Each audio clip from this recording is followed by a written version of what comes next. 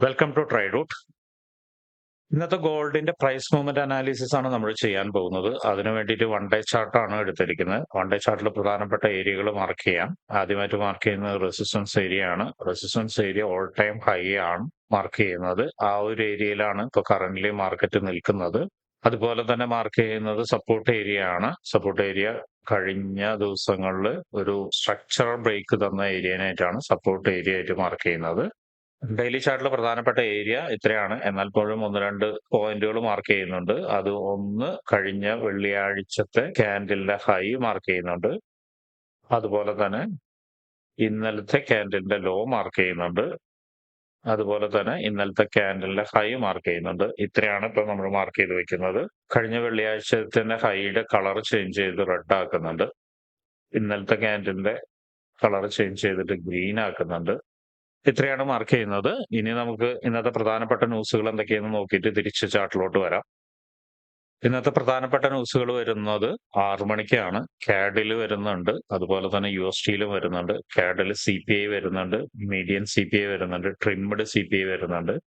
CPI monthly ആണെങ്കിൽ median CPI yearly ആണ്, trimmed CPI yearly ആണ്.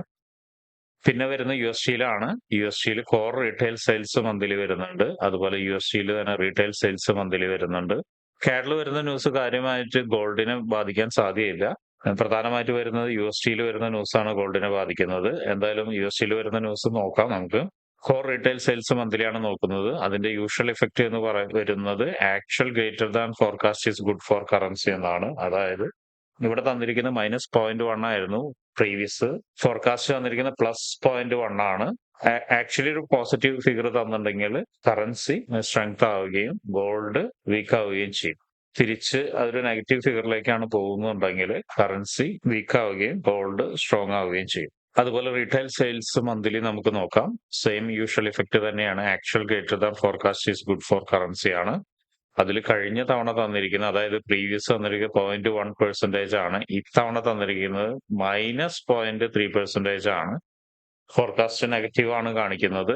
ഒരു പോസിറ്റീവ് ഫിഗർ തന്നാൽ, പ്രത്യേകിച്ചും 0.1ന്റെ മുകളിൽ തന്നു കഴിഞ്ഞു കഴിഞ്ഞാൽ ഗോൾഡ് വീക്ക് ആവാനുള്ള സാധ്യത ഉണ്ട്, കറൻസി സ്ട്രോങ് ആവും. നേരെ തിരിച്ച് നെഗറ്റീവ് ഫിഗർ തന്നെയാണ് കിട്ടുന്നതെങ്കിൽ ഗോൾഡ് സ്ട്രോങ് ആവുകയും കറൻസി വീക്ക് ആവുകയും ചെയ്യും. ഇത്രയാണ് പ്രധാനപ്പെട്ട ന്യൂസ്. കാഡിലെ ന്യൂസ് നമ്മൾ നോക്കുന്നില്ല. എന്നാലും ന്യൂസ് വരുന്ന സമയം എന്ന് പറഞ്ഞാൽ 6 മണിക്കാണ്. 6 മണിക്ക് ന്യൂയോർക്ക് മാർക്കറ്റ് ഓപ്പൺ ചെയ്യുന്ന സമയമാണ്. പ്ലസ് ന്യൂസും കൂടി ആവുമ്പോൾ മാർക്കറ്റിൽ നല്ല രീതിയിൽ വോളറ്റൈൽ ആവും. ആ ഒരു സമയത്ത് ട്രേഡ് ചെയ്യുന്ന ആളുകൾ എന്നും പറയുന്ന പോലെ തന്നെ ശ്രദ്ധിക്കുക. നിങ്ങളുടെ കയ്യിൽ ട്രേഡ് ഉണ്ടെങ്കിൽ ക്വാണ്ടിറ്റി വളരെ കുറച്ചെടുക്കുക. അതുപോലെ മാക്സിമം ട്രേഡിൽ നിന്ന് അവോയ്ഡ് ചെയ്യുകയാണ് ഏറ്റവും നല്ലത്. സിംഗിൾ ക്യാൻഡിൽ മൂവ്മെന്റുകൾ തരാനുള്ള സാധ്യത വളരെ കൂടുതലാണ്. അത് രണ്ട് സൈഡിലേക്കും മൂവ് ചെയ്യാം. സ്റ്റോപ്പ് ലോസ് സ്കിപ്പ് ചെയ്തിട്ടായിരിക്കും മിക്കവാറും അടിക്കുക.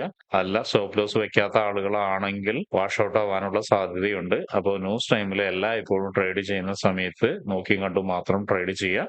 ഇനി നമുക്ക് വൺ ഡേ ചാർട്ടിലോട്ട് പോവാം. വൺ ഡേ ചാർട്ടിൽ മാർക്കറ്റ് ഇപ്പോൾ നിൽക്കുന്ന ഒരു ബുള്ളിഷ് ക്യാൻഡിലാണ്. ആ ബുള്ളിഷ് ക്യാൻഡിൽ പതിയൊന്ന് താഴോട്ടേക്ക് ഇറങ്ങിയിട്ട് വെള്ളിയാഴ്ച പോയ ഹൈയിൽ നിന്ന് ഒരു സപ്പോർട്ട് എടുത്തിട്ട് മാർക്കറ്റ് വീണ്ടും മുകളിലോട്ട് പോകുന്നുണ്ട്. മുകളിലോട്ട് പോകുന്ന സമയത്ത് സ്ട്രക്ചറൽ ബ്രേക്ക് കൃത്യമായിട്ട് തന്നിട്ടാണ് പോകുന്നത്.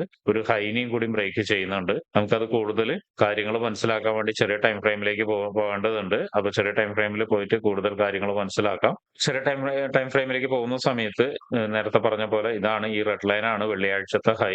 ആ ഹൈയിൽ വന്നിട്ട് ഒരു സപ്പോർട്ട് എടുത്തിട്ടുണ്ട് മാർക്കറ്റ്. എന്നിട്ട് മുകളിലോട്ട് വീണ്ടും പോവാണ്. എന്ന് വെച്ചാൽ ക്ലിയർ ആയിട്ടുള്ള സ്ട്രക്ചർ ക്രിയേറ്റ് ചെയ്തിട്ടാണ് മാർക്കറ്റ് പോകുന്നത്.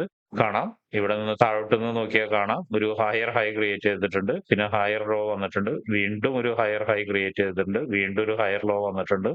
വീണ്ടും ഹയർ ഹൈ ക്രിയേറ്റ് ചെയ്തിട്ടുണ്ട്. ഹയർ ലോ വന്നിട്ടുണ്ട്. ഇപ്പൊ ഈ മാർക്കറ്റ് വീണ്ടും ഒരു ബ്രേക്ക്ഔട്ട് തന്നിട്ട് ഒരു ഹയർ ഹൈ ക്രിയേറ്റ് ചെയ്തിട്ടുണ്ട്. ഹയർ ലോ ക്രിയേറ്റ് ചെയ്തിട്ടില്ല. ഒരുപക്ഷെ കുറച്ചുകൂടി മുകളിലോട്ട് പോയിട്ടായിരിക്കാം ഹയർ ലോ ക്രിയേറ്റ് ചെയ്യാനുള്ള സാധ്യത. എനിവേ, മാർക്കറ്റ് റീടെസ്റ്റിന് വന്നിട്ടുണ്ട്. ഈ ഒരു റെഡ് ലൈനിൽ നോക്കിയാൽ കാണാം, റീടെസ്റ്റിന് വന്നിട്ടുണ്ട്. 2 ക്യാൻഡിൽ ആണെങ്കിൽ പോലും റീടെസ്റ്റിന് വന്നിട്ടുണ്ട്. ചിലപ്പോ അത് ചെറിയ ടൈം ഫ്രെയിമിലേക്ക് പോകുന്ന സമയത്ത് നമുക്ക് കുറച്ചുകൂടി ക്ലാരിറ്റിയോട് കൂടി കിട്ടും. അതിനു മുന്നേ നമുക്ക് ഇമ്പോർട്ടന്റ് ആയ ഏരിയകൾ മാർക്ക് ചെയ്യാനുണ്ട്. ആ ഏരിയ മാർക്ക് ചെയ്തതിനു ശേഷം നമുക്ക് 1 അവറിലേക്ക് പോവാം. ഇന്നലെ റീടെസ്റ്റ് ചെയ്ത ഏരിയനെയാണ് നമ്മൾ 4 അവറിൽ ഒരു സപ്പോർട്ടായിട്ട് എടുക്കുന്നത്.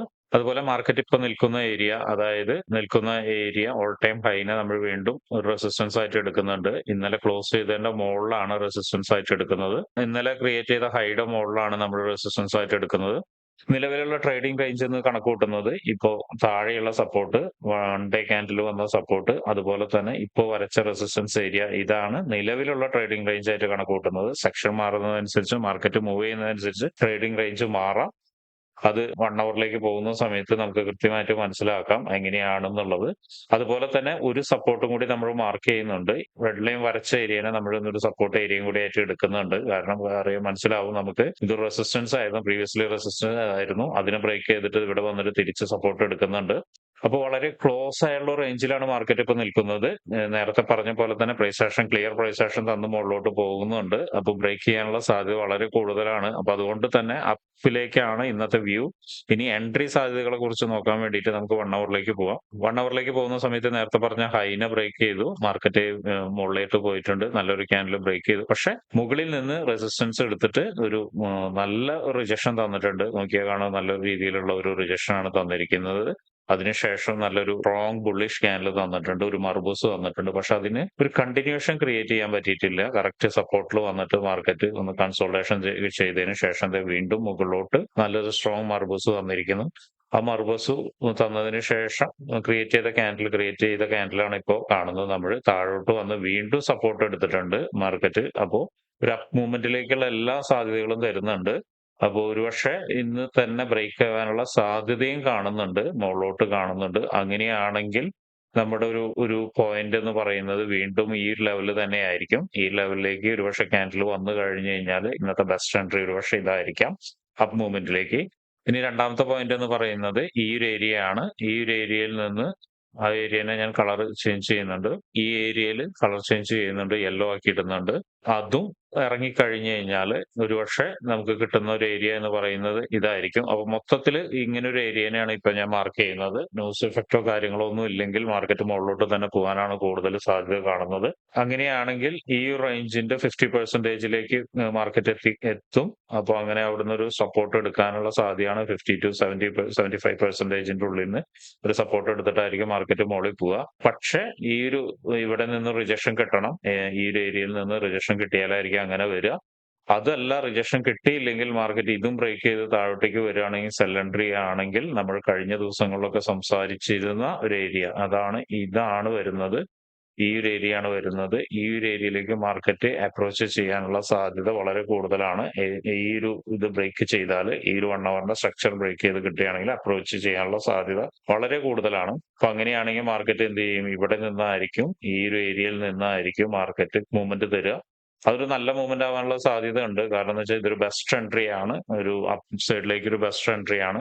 അങ്ങനെ അപ്പ് സൈഡിലേക്ക് അത് കിട്ടുകയാണെങ്കിൽ തന്നെ കഴിഞ്ഞ ദിവസം പറഞ്ഞ പോലെ തന്നെ 2500 എന്നുള്ള ടാർഗറ്റ് വരെ നമുക്ക് ഹോൾഡ് ചെയ്യാൻ സാധിക്കും. അപ്പൊ ഇതാണ് ഇപ്പൊ ബൈ എൻട്രി കാണുന്നത്. സെൽ എൻട്രി ഇപ്പൊ കറന്റ്ലി കാണുന്ന സെൽ എൻട്രി നേരത്തെ പറഞ്ഞ പോലെ ഇതാണ് ബൈ എൻട്രി കാണുന്നത്. ഇനി കറന്റ്ലി നിൽക്കുന്ന സെൽ എൻട്രി നമുക്ക് നോക്കുകയാണെങ്കിൽ ഈ ഒരു ഓൾ ടൈം ഹൈനെ അപ്രോച്ച് ചെയ്ത, ഇന്നലെ ക്രിയേറ്റ് ചെയ്ത ഹൈയിലേക്കാണ് ഇപ്പൊ മാർക്കറ്റ് വരുന്നത്. അതിനൊന്ന് ഞാൻ മറ്റൊരു കളറിലേക്ക് മാറ്റുന്നുണ്ട്. അവിടെ നിന്ന് റിജക്ഷൻ കിട്ടുകയാണെങ്കിൽ, ഒരു ചെറിയ ടൈം ഫ്രെയിമിൽ റിജക്ഷൻ കിട്ടുകയാണെങ്കിൽ നമുക്കൊരു സെൽ എൻട്രി എടുക്കാം. നേരത്തെ പറഞ്ഞ പോലെ തന്നെ ഇതിന്റെ താഴോട്ട് ഫസ്റ്റ് ടാർഗറ്റ് എന്ന് പറയുന്ന റെഡ് ലൈൻ വരച്ചിരിക്കുന്ന ഇതിലേക്ക് വെക്കാം നമുക്ക്. അതിന് സാധ്യത ഉണ്ടോ എന്ന് അറിയാൻ വേണ്ടി ഇപ്പൊ നിൽക്കുന്ന ടൈം ഫ്രെയിമിൽ നിന്ന് നമുക്ക് മാറ്റിയിട്ട് 50 മിനിറ്റ്സിലോട്ട് പോയി നോക്കാം. 50 മിനിറ്റ്സിലോട്ട് പോകുന്ന സമയത്ത് മാർക്കറ്റ് അപ്രോച്ച് ചെയ്യുന്നത് ആ ഏരിയനെയാണ്. അവിടെ നിന്ന് റിജക്ഷൻ എക്സ്പെക്ട് ചെയ്യാമെന്നാണ് വിചാരിക്കുന്നത്. പക്ഷെ ശ്രദ്ധിക്കേണ്ട ഒരു കാര്യം എന്താണെന്ന് വെച്ചിട്ടുണ്ടെങ്കിൽ ഒരു സ്ട്രക്ചറൽ ബ്രേക്ക് തരണം. സ്ട്രക്ചറൽ ബ്രേക്ക് തരേണ്ടത് 5 മിനിറ്റ്സിലോ 3 മിനിറ്റ്സിലോ ആയിരിക്കണം. 1 മിനിറ്റിലോട്ട് പോവാതിരിക്കുക. 1 മിനിറ്റിൽ ഒരുപക്ഷെ ഫേക്ക് സ്ട്രക്ചർ ബ്രേക്കുകൾ തരാനുള്ള സാധ്യത വളരെ കൂടുതലാണ്. 5 മിനിറ്റ്സിലാണെങ്കിൽ വളരെ നല്ലത്. അങ്ങനെ ഒരു ബ്രേക്ക് തന്നതിന് ശേഷം റീടെസ്റ്റ് വരുന്ന സമയത്ത് മാത്രം ട്രേഡ് എടുത്താൽ മതി. അല്ലെങ്കിൽ നമ്മുടേതായ സ്ട്രാറ്റജി ഉണ്ട്. നമ്മുടെ സ്വന്തം സ്ട്രാറ്റജി നിങ്ങൾക്ക് ഉപയോഗിക്കാം. ഏകദേശം 70%ഓളം സക്സസ് റേറ്റ് ഉള്ള സ്ട്രാറ്റജിയാണ്. ആ സ്ട്രാറ്റജിയിൽ ചെറിയ ടൈം ഫ്രെയിമിൽ 1 മിനിറ്റിലോ 2 മിനിറ്റിലോ ഒക്കെ അനാലിസിസ് ചെയ്തിട്ട് നിങ്ങൾക്ക് മൾട്ടിപ്പിൾ ട്രേഡ് എടുക്കാം. അങ്ങനെ ട്രേഡ് എടുക്കാൻ താല്പര്യമുള്ള ആളുകളുണ്ടെങ്കിൽ അതുപോലെ തന്നെ ഫ്രീ ആയിട്ട് ഫോറക്സ് ട്രേഡിംഗ് പഠിക്കാൻ താല്പര്യമുള്ള ആളുകൾ ആരെങ്കിലും ഉണ്ടെങ്കിൽ നമ്മളോടൊപ്പം ജോയിൻ ചെയ്യാം. അത് നിങ്ങൾക്ക് അബ്സല്യൂട്ട്ലി ഫ്രീ ആയിട്ട് തന്നെ ലഭിക്കും. അതോടൊപ്പം ആജീവനാന്ത സപ്പോർട്ട് നിങ്ങൾക്ക് നൽകും. ഡിസിപ്ലിനോട് കൂടി നമ്മളോടൊപ്പം ജോയിൻ ചെയ്യാൻ താല്പര്യമുള്ള ആളുകളുണ്ടെങ്കിൽ ഈ വീഡിയോയുടെ താഴെ കാണുന്ന വാട്സ്ആപ്പ് കമ്മ്യൂണിറ്റിയിൽ ജോയിൻ ചെയ്യാം. അല്ലെങ്കിൽ ഈ വീഡിയോയുടെ താഴെ തന്നെ ഒരു ഗൂഗിൾ ഫോം ഉണ്ടാവും. അത്